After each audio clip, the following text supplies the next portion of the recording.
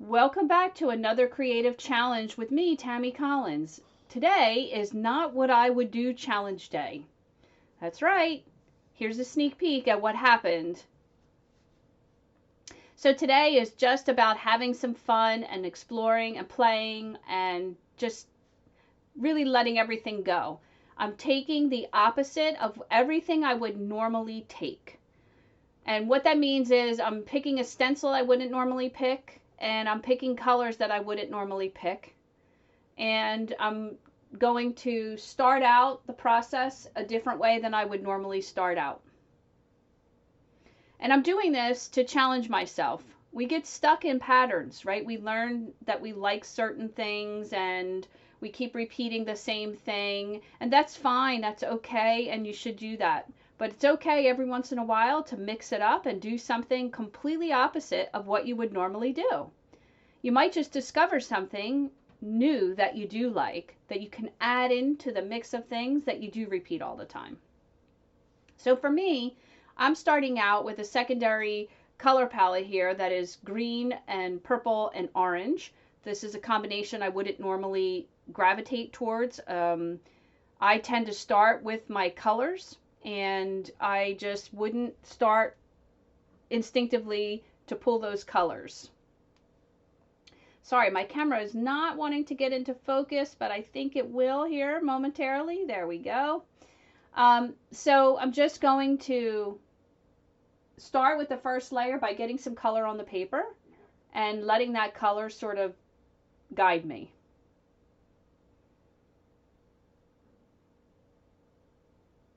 If you stick around to the end, we will have all the colors available.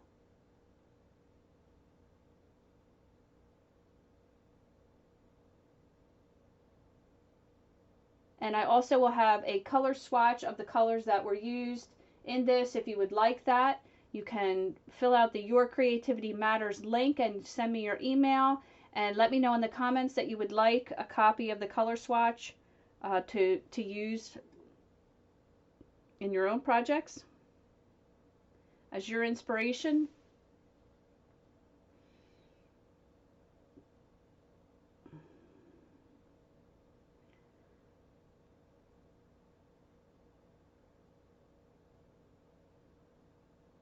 So next we're going to be putting in the orange. I'm going to put that on the top and the bottom.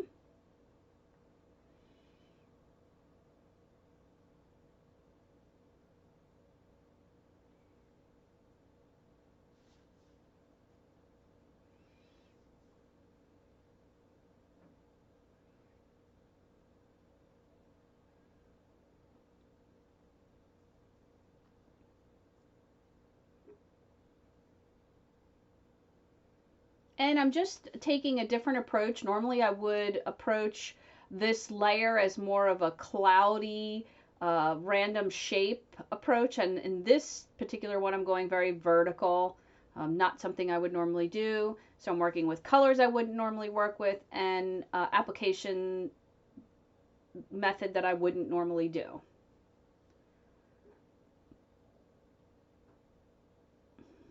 So this is going to dry. I'm going to bring it back, and I really want to add in another layer. I want it to look a little more watercolorish, so I'm going to really add in a second layer of this color just to really play with the water and let it sort of take on a mind of its own.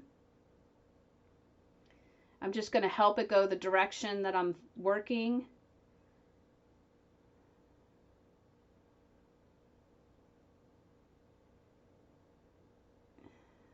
And I'm just going to repeat that with all of these colors and really get it to sort of blend in together.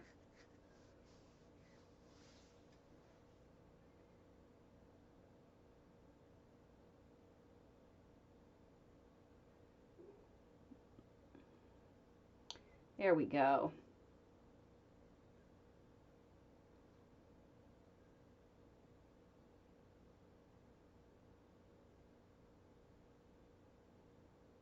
And I'm going to do that same process again with the green and the orange.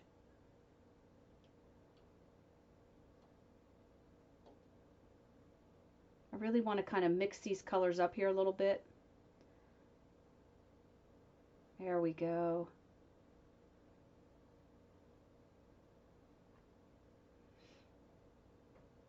I just want to push them a certain direction, but I want them to kind of do their own thing here a little bit.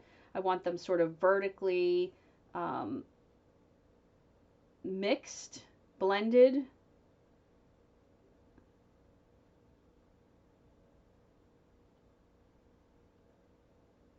But yet have a little bit of a horizontal feel. So that's kind of what I'm after here. I'm going to mix these up, get the edges to blend a little bit more with a little bit of water, and then I'm going to let it dry. There we go. Now I've really got a lot of water on here, and I want to pull some of it off, just because I'll be waiting forever for it to dry if I do that. So I was going to use this tissue paper to try to see if I could get a pattern or look on the paper, and I just didn't like what was happening there. It was kind of a spur of the moment thought, and I'm like, eh.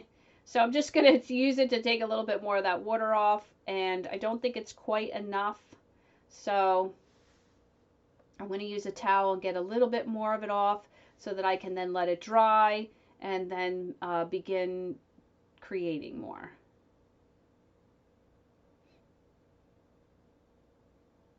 So I have a fan running. I'm going to put it over to the fan. I'll bring it back when it's done. And that's what we have here. And so now I'm just diving in. I just wanted to continue on with that sort of that feel of the vertical application. I'm just putting in some loose doodles here. I'm going to come back in now, and I'm going to really thicken those lines up a little bit. And I'll pop back when that's done. And then I'm going to take a little bit of water and just gently smear those lines a little bit. I want them to feel a little shadowy like.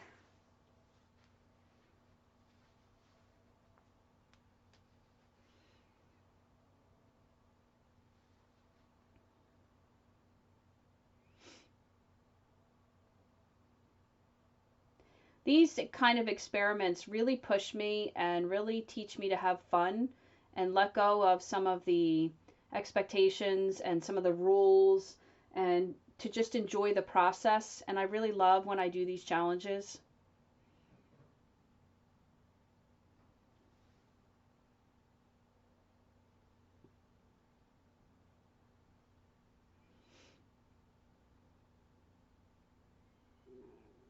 It really helps me to just learn the things that I like, try new things, have some fun with it, and just play really with the materials.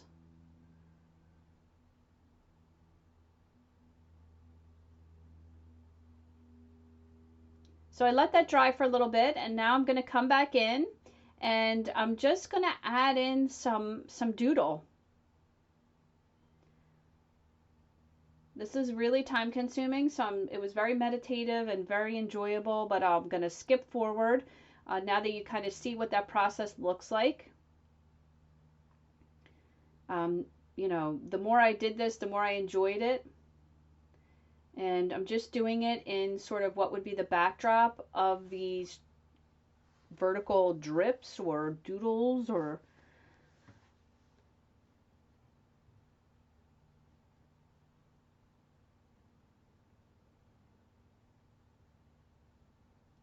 I'm a big TV buff. I've got some TV on while I'm doing this. I'm just sort of vegging out.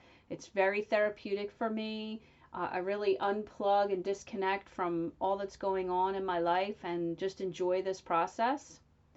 So now I want that area to have a shadow so that it begins to look three-dimensional, and that part seems to pull back away from the vertical drips. So it's just a shadow line. I just use a light gray, and I use the edge of the Tombow, and I just let it look like it's, you know, a shadow. And so you can see it really starts to pull that other part forward.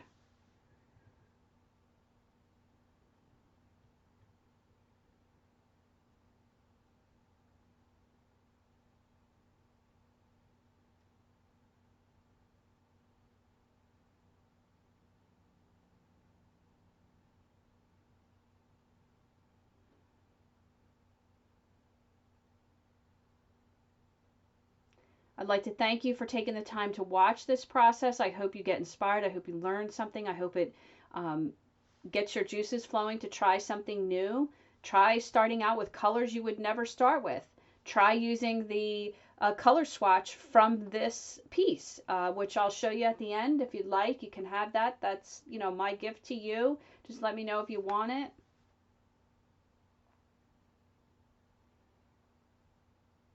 So I just want that edge to look a little bit crisper. So I'm coming back in with the black Posca and just kind of crisping up that edge, which helps it to look even more uh, separate from that shadow that I just created.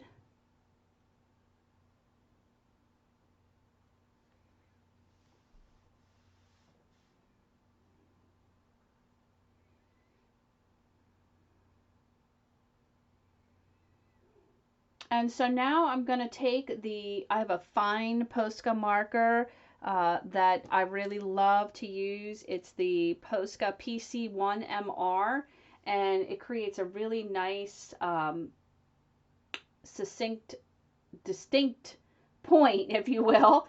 And it's crisp and strong, and it really works really great for a lot of applications. So I'm just coming back and adding that into that entire shadow. As you can imagine, that took a while, so I just sort of skipped forward after that process was done. And now I'm just coming back in with a white Posca and adding in some outline, helping to sort of highlight and pull that layer even farther forward or closer to the viewer.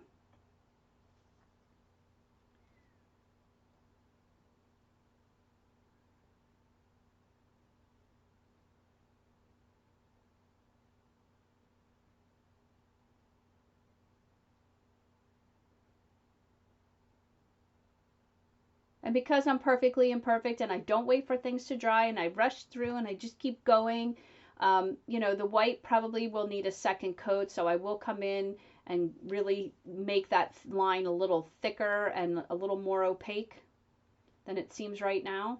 So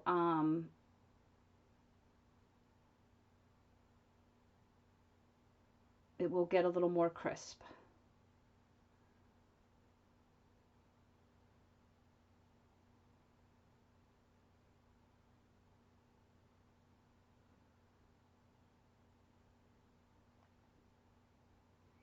I really have a tendency to want to pull this board toward me. It's really hard for me to work with it very flat on the desk. The way that, you know, I'm filming straight down. That's a real challenge for me to learn to work that way. So I have a tendency to pick the board up, which is ironic because I don't want it on an easel.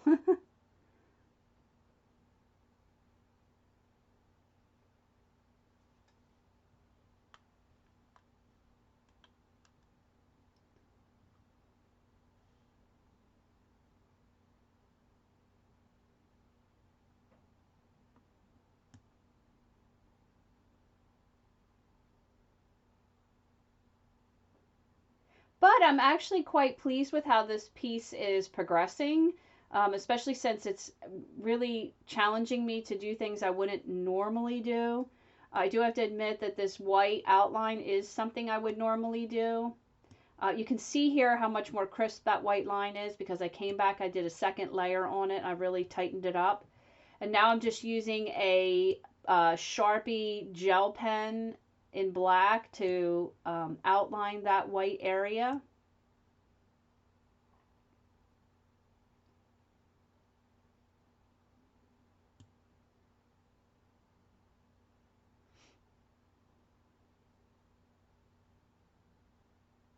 And you can really see here how sort of, I'm calling those drips because that's kind of what they remind me of. They really have started to pull forward.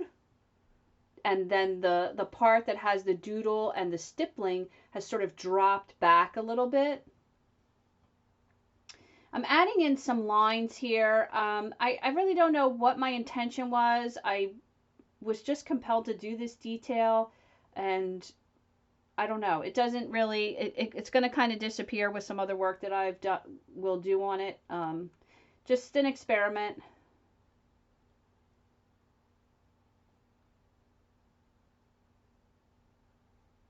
And right now I'm debating if I should put another line in between those lines, but I decide not to do it.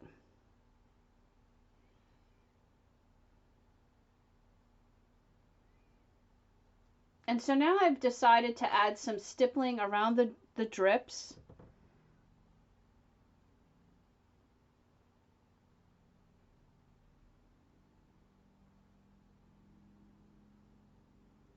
I didn't want them to feel so flat. I wanted them to have a little bit more movement to them.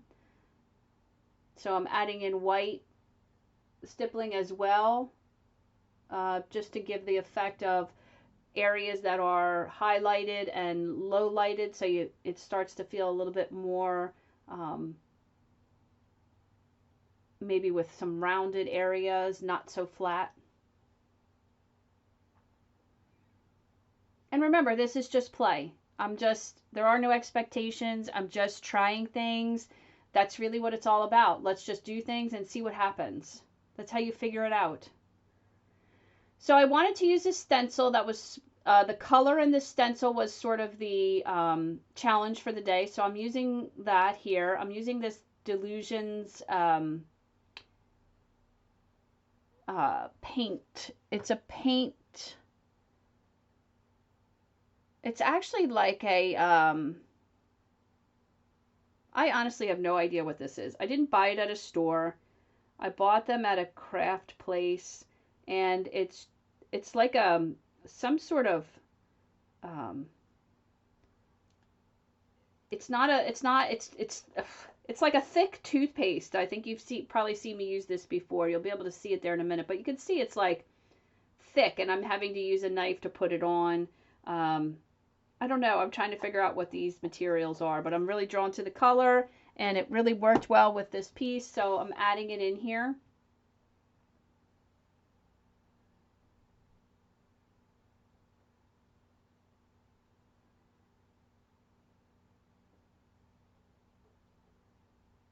I keep meaning to research this product to see what it actually is supposed to be like when you get it, or what it's supposed to be for, or what you're supposed to do with it. But part of me doesn't want to know. I kind of just want to use it the way it's speaking to me. And so now I have this, it's like a textural element on there, and I'm just coming back and adding some highlights to it so that it feels like they sort of pop off the page.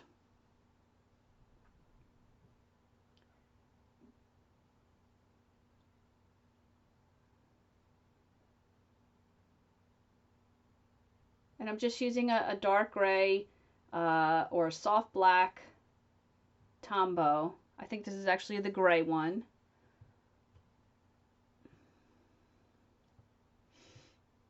And then I just kind of wanted to crisp that up even more, and I'm trying to use my Posta marker here, and it kind of doesn't work.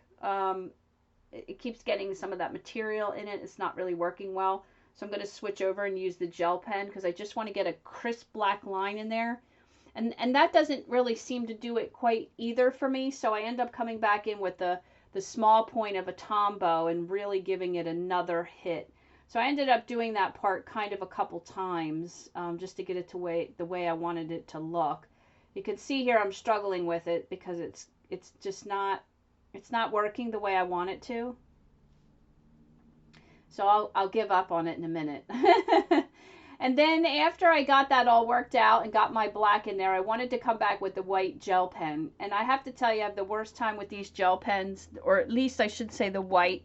This is a Jelly Roll number 8. And, you know, they just don't work the way I want them to work. They don't work like other gel pens. And I don't know if it's the white material or the whatever it is that they need to make the gel white. So I did outline that with the white jelly roller, and it wasn't quite enough. So now I'm adding a little bit of Posca marker white on the edges, and this isn't quite enough either, so I have to get a thicker Posca. I just wanted to sort of hit it's textured, so I just wanted to kind of hit the high point of the corners so that it just sort of had some dimension to it. But this is why you watch these videos, right? You see my mistakes and you go, oh, well, that didn't really work. I'm not going to do that. So Please learn at my expense. See, so this isn't really working either. This just isn't giving me what I'm after.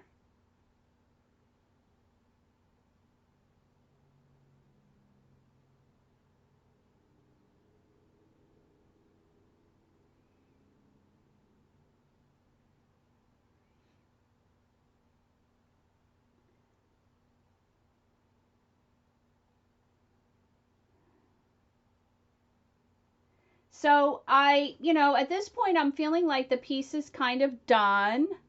Um, it's interesting. It was a fun experiment to do. I feel pretty good about it. There are some takeaways for me from it. Mainly color. I do like how this color combination did play out. Ultimately, it doesn't really look like the three I started with, which was interesting. I'm going to outline it like I would normally do with the black. But tell me what you think. Don't forget to like and subscribe and hit the notification button.